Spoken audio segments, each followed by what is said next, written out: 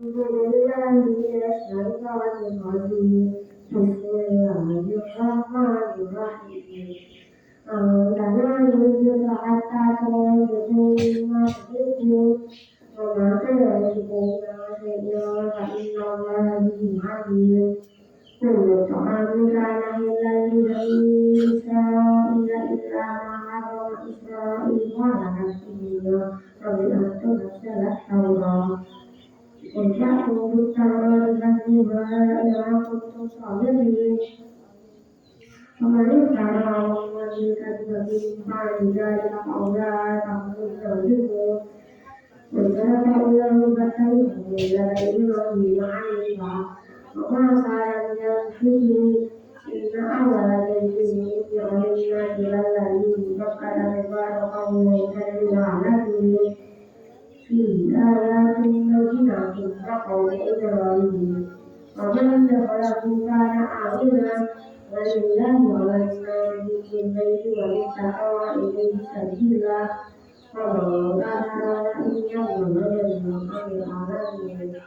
ويا أهل الكتاب لم تكفرون بآيات الله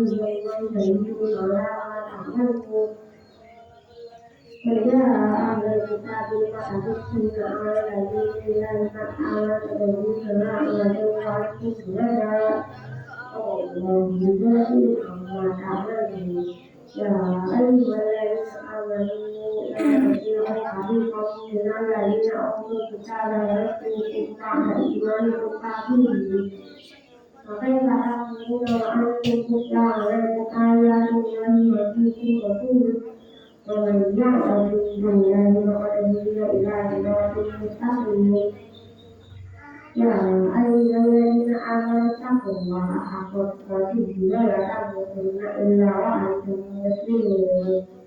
واعتصموا بحبل الله جميعا ولا تفرقوا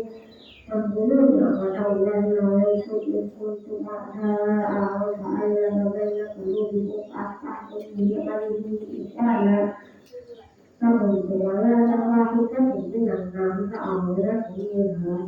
وذلك يبين الله لكم آياته لعلكم تهتدون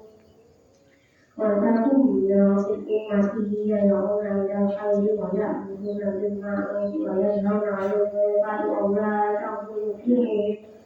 ولا تكونوا كالذين نفقوا اختلفوا من بعد ما جاءهم البينات أولئك لهم عذاب أليم يوم تبيض وجوه وتسود وجوه وأما الذين اسودت وجوههم أكفرتم بعد إيمانكم فذوقوا العذاب بما كنتم تكفرون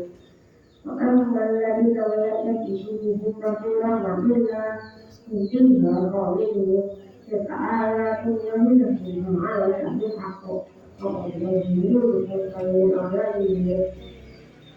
ولله ما في السماوات وما في الأرض أن يعلم كنتم خير أمة أخرجت للناس تأمرون بالمعروف وتنهون عن المنكر وتؤمنون بالله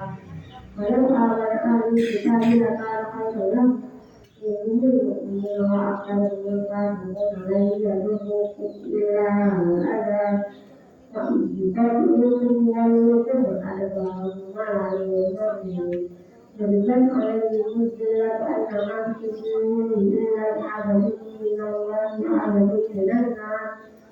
وعدد من الناس وما أنزل به من الله وضربت عليهم المسكنة ذلك بأنهم كانوا يكفرون بآيات الله ويقتلون الأنبياء بغير حق ذلك بما عصوا وكانوا يعتدون بالكبائر من أهل الكتاب أمة دائمة يتلون آيات الله آناء الليل وهم يؤمنون بالله واليوم الآخر ويأمرون بالمعروف وينهون عن المنكر ويسارعون في الخيرات أولئك من الصالحين